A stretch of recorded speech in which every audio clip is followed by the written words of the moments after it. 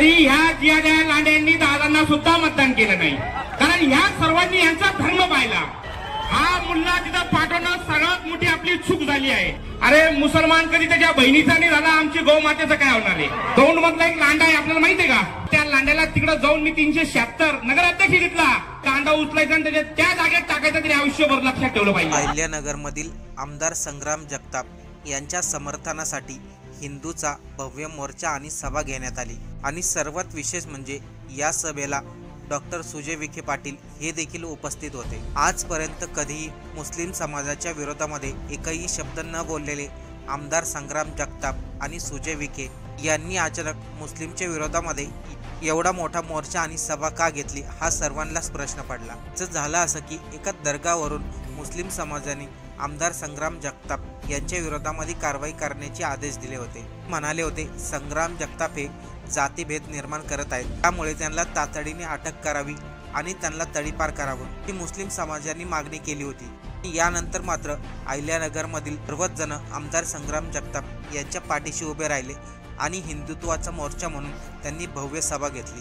या सभेमध्ये संग्राम जगताप, सुजय विखे अशा अनेकांनी भाषण केले. सर्वात जास्त चर्चा झाली ती सागर बेग यांच्या भाषणाची. कधी आमदार संग्राम जगताप यांना समर्थन करण्यासाठी आले असताना भाषणामध्ये काय म्हणाले, चला सविस्तर पाहू. माता की सनातन हिंदू धर्म की, सनातन हिंदू धर्म की जय श्रीराम, जय जय श्रीराम. आज आपण सर्व अहिल्यानगर शहरामध्ये हिंदुत्ववादी आमदार माननीय संग्राम भैया जगताप यांच्या समर्थन अर्थ आपण सर्व इथं जमलोय. समर्थन कशासाठी करायचं? जेव्हापासून संग्राम भैयांनी हिंदुत्वाचा भगवा झेंडा हातात घेतला तेव्हापासून महाराष्ट्रात खास करून तुमच्या शहरातल्या सर्व जिहाद्यांच्या बुडाला आग लागली. आतापर्यंत जेव्हापर्यंत संग्राम भैयाचा रेकॉर्ड जर बघितला, पूर्वीपासून 2019 पासून या लोकांनी संग्राम भैयाला कधी मतदानही नाही केलं. फक्त आणि फक्त संग्राम भैयाकडे कशाला यायचे? कॉन्ट्रॅक्ट घेण्यासाठी. फक्त आणि फक्त कॉन्ट्रॅक्ट घेण्यासाठी हे लोक यायचे, भीक मागायला यायचे. जर यांचं 2014चं जर मतदान पाहिलं,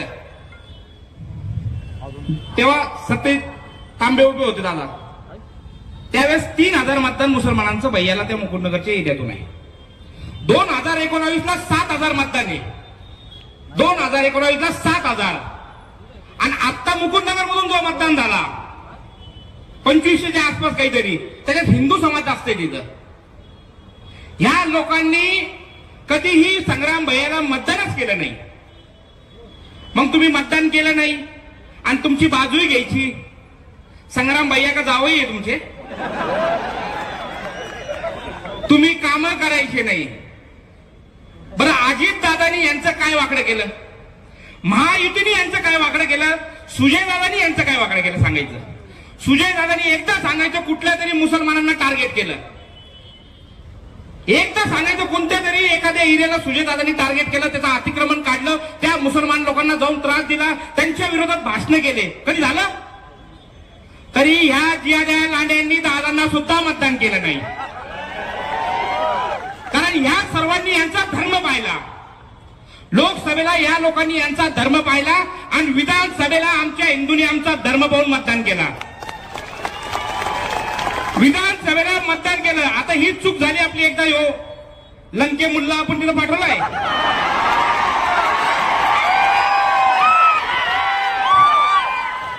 हा मुल्ला तिथं पाठवणं सर्वात मोठी आपली चूक झाली आहे.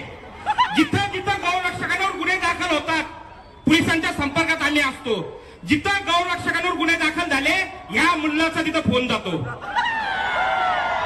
गुन्हे दाखल करा म्हणून. मागचा त्याचं उपोषण जर बघितलं असन, मागच्या त्याने पोलिसांच्या विरोधात जो उपोषण चालू केला, काय सांगितलं माहितीये का?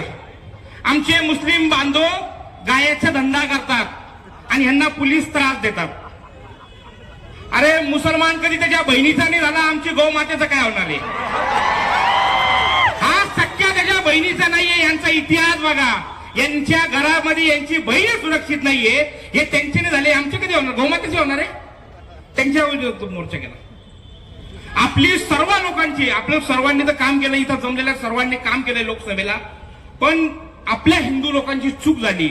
आणि ती चूक अशी झाली का त्या मुलाला आपण तिथं पाठवलं. आणि जेव्हा आपण त्याला इथं पाठवलं आणि जेव्हा अमित शहा साहेबांनी संसद मध्ये वक्फ बोर्ड बिल सुधारण्यामध्ये बिल पास झाला आपला, तर 237 खासदार, 237 त्याच्यापैकी 95 मुसलमाने त्यांनी वक्फ बोर्डच्या विरोधात बिल पास केलं, ठीक आहे. पण इतर जे सर्व यांनी सुद्धा आपल्या हिंदूच्या विरोधात मतदान केले, हिंदूंनी. आणि ज्यांनी मतदान केले, छत्रपती शिवाजी महाराजांचं स्वप्न काय होतं? हिंदवी स्वराज्य. त्या हिंदवी स्वराज्यामध्ये या महाराष्ट्रामध्ये या वक्फ बोर्डच्या ताब्यामध्ये 96,000 एकर जमीन त्यांच्या ताब्यात आहे. आणि त्या 96,000 जमीन मध्ये फक्त जमीन नाहीये, या छत्रपती शिवाजी महाराजांनी ज्या ज्या मंदिराचं रक्षण केलं त्या सर्व मंदिराच्या रक्षणामध्ये त्यांच्या जमीन त्यांच्या ताब्यात आहे. छत्रपती शिवाजी महाराजांची अंतिम इच्छा होती का काशी विश्वेश्वर जेव्हा मंदिर मुक्त होईल तेव्हा माझे अस्थि विसर्जन करायचं. ती अस्थि सुद्धा अजून पुण्यामध्ये आणि कोल्हापूरमध्ये आहे, सोलापूरमध्ये आहे. छत्रपती शिवाजी महाराजांची अस्थि अजून आहे. आणि त्याच वक्फ बोर्डच्या ताब्यामध्ये आपलं काशी विश्वेश्वर मंदिर आहे. आणि त्या विश्वेश्वर मंदिराच्या विरोधात त्या वक्फ बोर्डच्या समर्थनमध्ये या खासदार लोकांनी मतदान केलं. त्यातले आपल्या लोकसभेचे नगरचे पण आणि आमचे उत्तर नगरचे खासदार पण त्याच्यात आहे. पुढच्या येणाऱ्या लोकसभेला लक्षात ठेवायचं, हा राजकीय मंच नाहीये, पण जोपर्यंत तिथं बसताना यांचा हिंदुत्ववादी बाप नसतो ना तोपर्यंत हे शांत होत नाही, आपल्या सर्वांना माहिती आहे. आणि गरज आपल्याला तिथं पाठवायची. पुढच्या वेळेस कुठल्याही कार्यक्रमामध्ये सगळ्या हिंदूंनी लक्षात ठेवायचं, या मुल्ला लोकांची ज्यांनी साथ दिली तसे आमदार खासदार आपण बोलवायचे नाही कार्यक्रमांना. यांच्यावर पहिले बहिष्कार घातला पाहिजे. कारण ज्या आमच्या छत्रपती शिवाजी महाराजांनी स्वप्न पाहिलं, जे त्यांची अंतिम इच्छा होती, जी छत्रपती शिवाजी महाराजांची अंतिम इच्छा होती ती आम्ही पूर्ण करू शकत नाही, तर आमच्या इथला इतका शंड हिंदू या महाराष्ट्रात नाहीये. ज्या छत्रपती शिवाजी महाराजांनी आम्हाला हिंदू म्हणून जगण्याचा अधिकार दिला, त्या छत्रपती शिवाजी महाराजांचा आज आम्ही स्वप्न पूर्ण करू शकत नाही. का? कारण आमच्यातले काही हरामखोर लोक आहेत त्यांना मदत करतात. संग्राम भैयांनी जेव्हापासून हिंदुत्वाची भूमिका घेतली, दौंड मधला एक लांडा आहे, आपल्याला माहितीये का?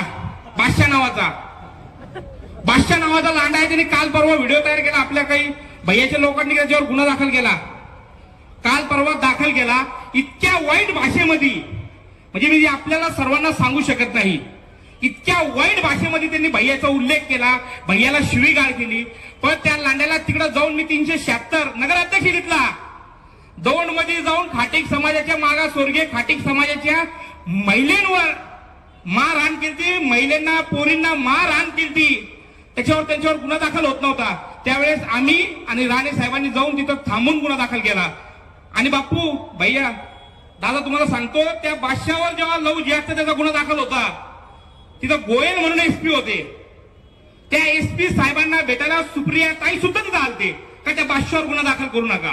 तेव्हा सरकार विरोधात होती, महाविकास आघाडीची सरकार होती, तरी सुद्धा मोर्चा काढून आम्ही त्याच्यावर गुन्हा दाखल केला. आणि आता याच्यावर गुन्हा दाखल झाला.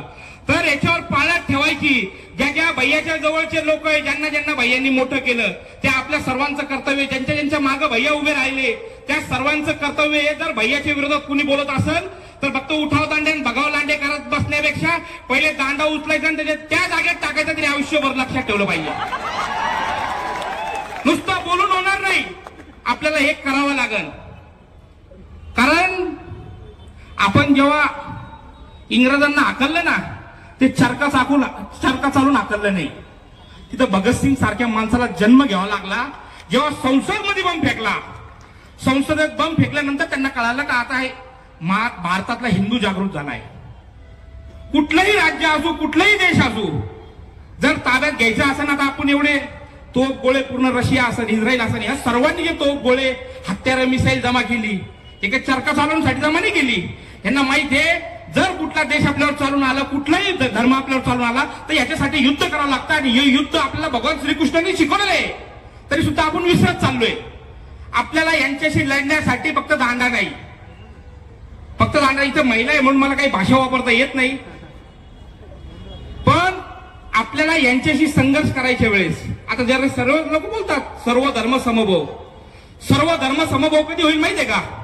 आमच्या जेवढ्या पोरी तुम्ही पळून लग्न केल्या, तेवढ्या पोरी आमच्या मराठा समाजाला मुली भेटत नाहीये, तेवढ्या पोरी तुमची आमच्या मुलाला द्या, तेव्हा होईल सर्व धर्म समभाव.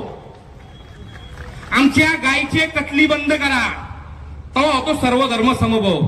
सर्व धर्म समभाव काय म्हणजे आम्ही भगवी टोपी घातली का आम्ही जातीवादी, आणि तू गोल टोपी घालून गावागावात रस्त्यात ढुंगणावर करतात ते चालतं, तेव्हा तुम्ही कट्टर नाही. पण आम्ही भगवी टोपी घातली तर आम्ही झालो कट्टर, आणि आम्ही कट्टर आहोत. 370 जेव्हा कायदा रद्द केला ना, छोट्या छोट्या गोष्टी, 370 जेव्हा कायदा रद्द केला तर त्या काश्मीरमध्ये 5 लाख आमचे वाल्मिक समाजाचे लोक होते. 5 लाख वाल्मिक समाजाचे लोक होते. त्या वाल्मिक समाजाच्या लोकांना 5 लाख लोकांना जर त्यांनी डिग्रीतून शिक्षण घेऊन पीएचडी जरी केली तरी 5 लाख लोकांनी फक्त झाडू मारायची असा तो कायदा होता. म्हणून आम्ही मोदी साहेबांच्या मागे आहे की आमच्या 5 लाख त्या काश्मीर मधल्या वाल्मिक समाजाला न्याय मोदी साहेबांनी दिला.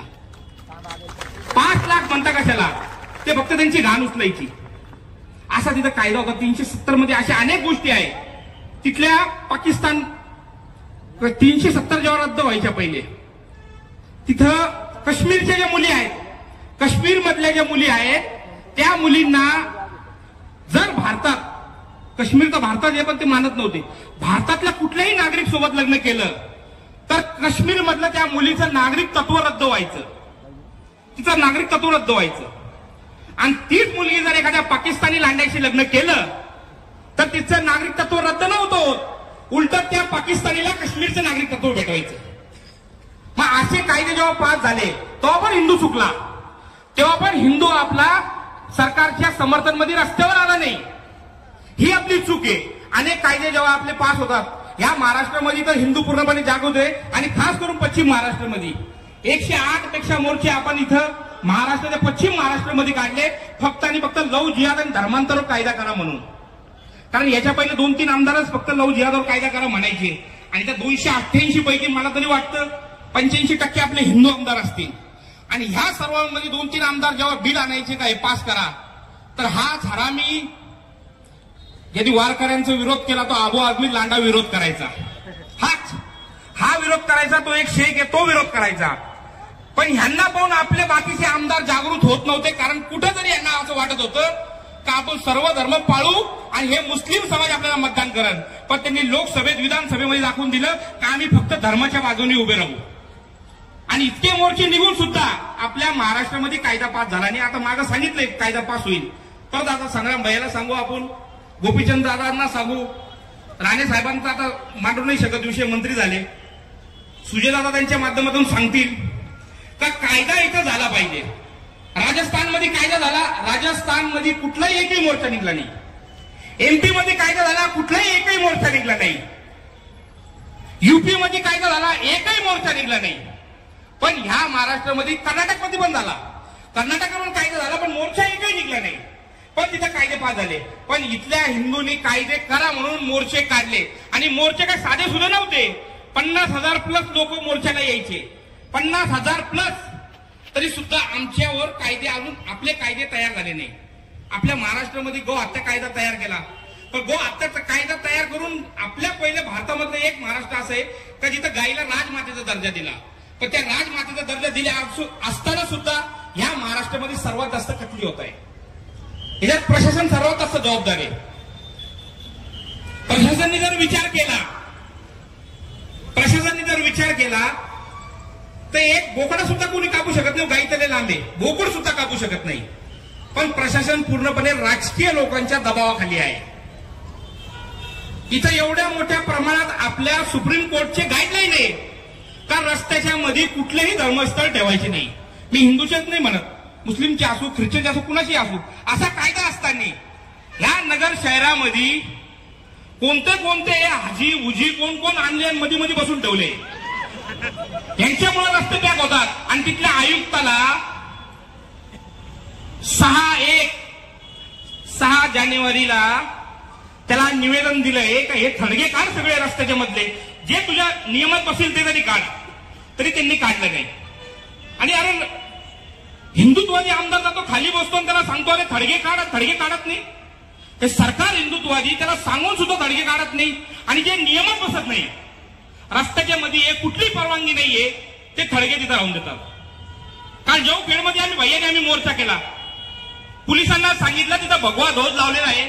कोणत्या लांड्यांच्या एखाद्या मंदिरावर मला सांगायचा कळस आहे. त्या जौखेडच्या आमच्या कानोबाच्या मंदिरावर कळस आहे. त्या कळसवर भगवा झेंडा लावल्यानंतर अर्धा तास होत नाही आमदार पुढे जातात ते झेंडा काढून घेतात. म्हणजे कुठलीच प्रशासनाला भीती राहिलेली नाहीये. तुम्ही जिथं हिंदूचे मंदिर आहे हिंदूचे कागदपत्र त्या हिंदू मधल्या 12 लोकांना तिथं बंदी घालली जाते. रात्रीतून तिथे 1 वाजता नोटीस येते का तुमच्यातले 12 हे जे पूजा करतात त्यांनी त्या मंदिरावर जायचं नाही. हा आदेश वक्फ बोर्ड देतो. त्या 12 लोक जे पूजा करतात त्यांनी मंदिरावर जायचं नाही. पण जे प्रतिवादी लोक आहेत त्या सर्वांना तिथं जाण्याला परवानगी आहे. हा वक्फ बोर्ड आहे. म्हणजे हिंदूचं मंदिर, अरे जेव्हा तुम्हाला एवढंच हिंदूचे मंदिर वर पूजा करायला यायचा पुळका आहे तर हिंदू हा ना. रीत सर आमच्याकडे महाराज लोक आहे, तुमचं जे काही विधी असेल ते करू या, हिंदू हा. एक नाही असा आपल्या राऊरीमध्ये गोवामध्ये हिंदूचं मंदिर कानोबाचं. अरे ते कानोबाला हजरत उर्फ रमजान शाह बाबा करून टाकलं. हजरत उर्फ रमजान शाह बाबा ज्या नाथांच्या यांनी ज्या म्हणजे हे इतके अपवित्र आहे त्याच्या परिसरमध्ये सुद्धा या मंदिराचे येऊन दिलेले पाहिजे. त्या ठिकाणी हे लोक येतात. अरे एक कवर आता सरकार आपलं काहीतरी ठोस कायदे करायला पाहिजे आणि या लोकांना बंदी घातली पाहिजे. एवढे मंदिर आहे आपले. अहो एक नाही ना अनेक मंदिरावर ताबे. आता चालू आहे आपलं मिनीनाथाचं काढायचं. लोकसभेच्या टायमाला चालू होतं, कागदपत्र भेटत नव्हते. पण आपल्याला आता सर्वांना मिनीनाथ गडासाठी काम करायचंय. आता सगळ्या मंदिर चालू गेले आता मिनीनाथ गडावर. पण तो फक्त मोर्चा काढायचा नाही, असाच हिंदू समाज भगवा जमवायचा आणि तिथं घुसायचं निवेदन आणि भीक मागणं बंद करायचे पूर्णपणे. हे निवेदन देणं आणि सरकारकडून मागणी करणं सरकार त्याच्या हिशोबाने काम करते. म्हणून तर हिंदूवरचे गुन्हे थांबले. माझ्यावर 2-3 महिन्याला तडीपार ऑर्डर मोका चालू होतं. सरकार आली थोडं शांत आहे. तुम्ही काम करा, सरकार मागे. अरे आपल्या मागे बोलणारे लोक आहेत ना, सांगतील तिथं काय हिंदुत्वाचं काम करतात. तर आपण सर्वांनी हे करायलाच पाहिजे. जर यांचा इतिहास पाहिला लोकसभेचा परत येतो. आदिर रंजन चौधरी किती लोकांना माहिती आहे? आदिर रंजन चौधरी कोलकात्याचा खासदार होता. 1999 पासून खासदार होता. 1999 पासून तो खासदार होता काँग्रेसकडून. आता लोकसभेला त्याच्या विरुद्ध मध्ये गुजरात मधला युसुफ पठाण क्रिकेटर विरोधात उभं केला. आणि त्याचं पूर्ण आयुष्य जर त्यांनी लोकसभेमध्ये कुठलेही बिल पास करायला आणले असन ते हिंदू विरोधी आणले असन, हिंदूच्या विरोधात आणले असन, त्या आदिनंदन चौधरीला 1 लाख मतांनी त्या बंगालच्या लोकांनी पाडून टाकलं. ज्यांनी पूर्ण आयुष्य मुसलमानांना प्रोटेक्ट करण्यासाठी घातलं त्याला 1 लाख मतांनी त्यांनी पाडून टाकलं. का बरं? कारण समोरचा आलेला मुसलमान त्याच्या विरोधात उभा होता. असा यांचा इतिहास आहे. हे आपले कधीच होणार नाही. जी भैयांनी भूमिका घेतलेली आहे आपल्या इथले 85% महाराष्ट्रातल्या आमदारांनी ही भूमिका घेतली पाहिजे. आणि हिंदू लोकांनी तुम्हाला मतातून दाखवून दिलंय का हिंदू तुम्हाला मतदान करतोय. आता तुमच्या लोकांचं आमदारांचं कर्तव्य आहे का तुम्ही हिंदूच्या बाजूने उभं राहून मतदान केलं पाहिजे. अहो मला जसं बापूने आता उल्लेख केला, अरे मी मतदान सुद्धा कधी केलं नाही, मशीन पाहिलं नाही कधी. मला 48,000 लोकांनी मतदान केलं फक्त हिंदुत्वाच्या नावावर. 48,000 मतदान म्हणता कशाला? फक्त आणि फक्त सांगितलं एकही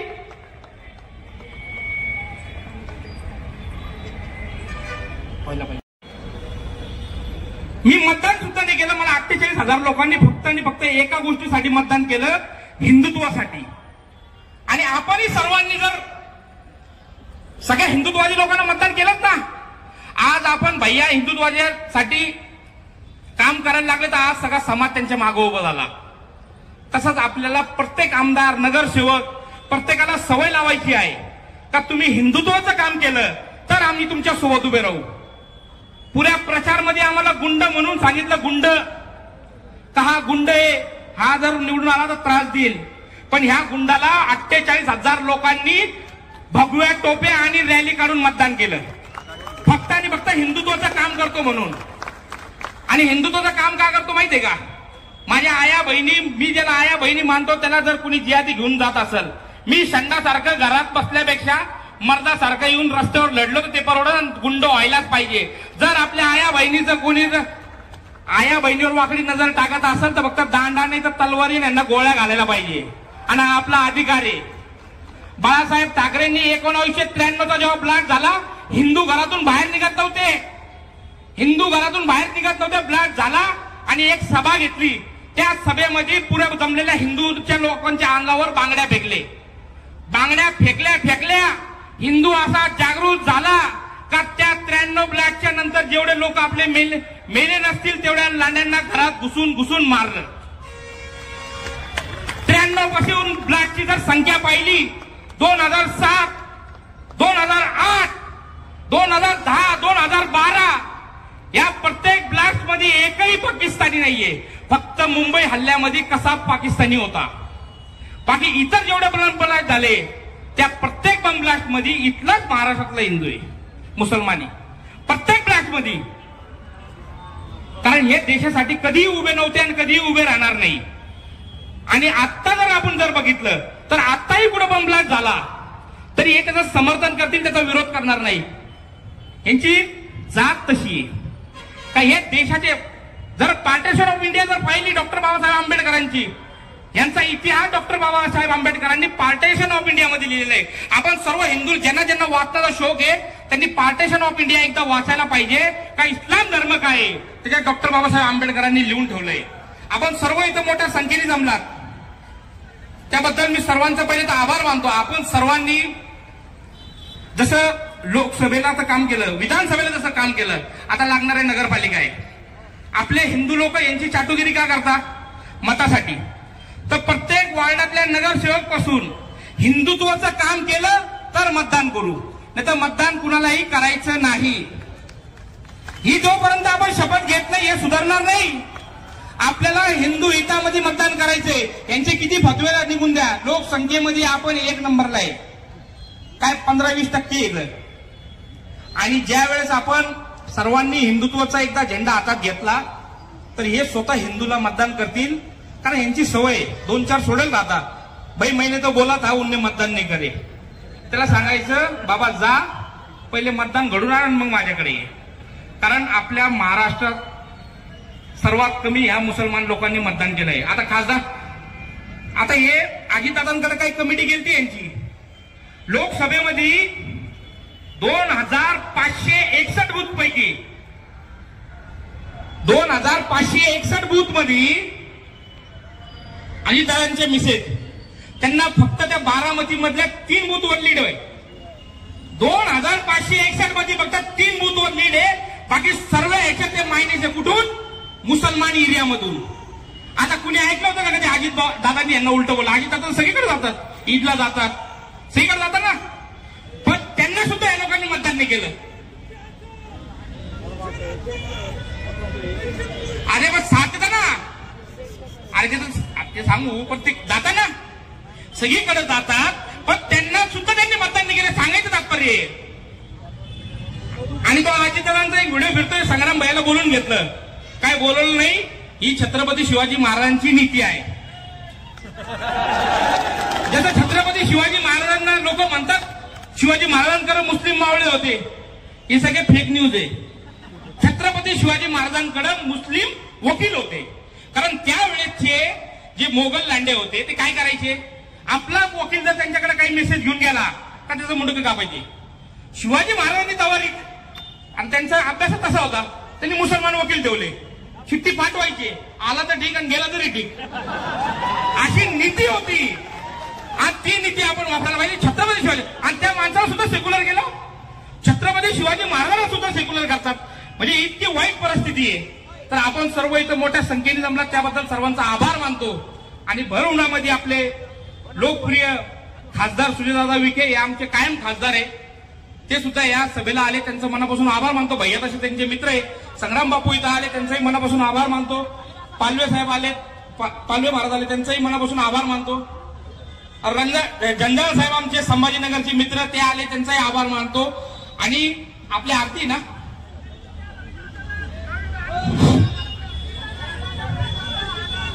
अभी थोड़ा धीर धरो, अभी थोड़ा धीर धरो, जमुना का भी पानी खौलेगा, अभी थोड़ा धीर